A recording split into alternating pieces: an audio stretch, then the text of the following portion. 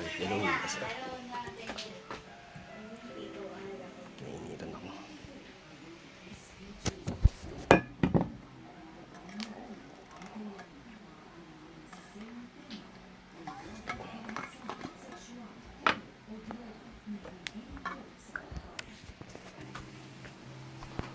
Ikaw na munang bahala kay Nicolas. Pagkasunod ako dyan. Ay, huwag na.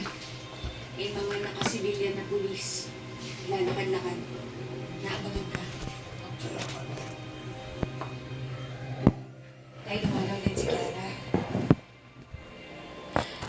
Nag-aalala siya para kang dito. Humingi naman ng dispensa. Si Ida nagbayad sa gastos ni Nico. Tapos, si Kiara, pinapunta mo na doon. Ay, naiintindihan ko kung nag-aalaman kayo na mapagkatiwalaan ako ngayon dahil kay Clara at kay Ethan. Hindi ko na sasabihin sa'yo kung anong nararamdaman ko. Pero siguraduhin mo lang na walang mangyayari pa kay Nico.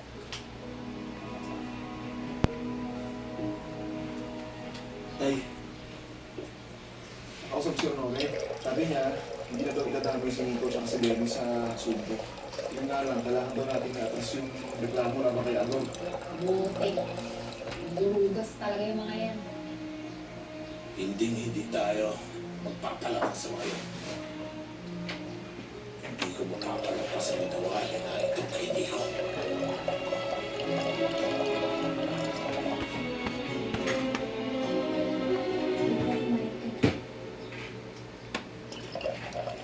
Sige na ba naman ka?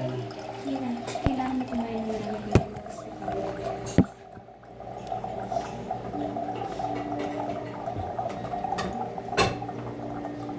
kumain ka na. Malamig yung food mo. Ano yung pag-aaral mo? Ang pag-umagsak ka. Kaya wala kang girlfriend na kay Peter. Joke lang. Sige na. Sabi kasi seryoso eh. Ako pagkatapos na nangyari sa'yo. After ang lahat ng sinasabing atraso ng college ko siya sa nanay mo. Ano pa rin yung tingin mo sa akin? Diyan na lang. Ano ba yung para sa mga ano para sa'yo? Ikaw ba? Bago ba yung mga ano para sa akin?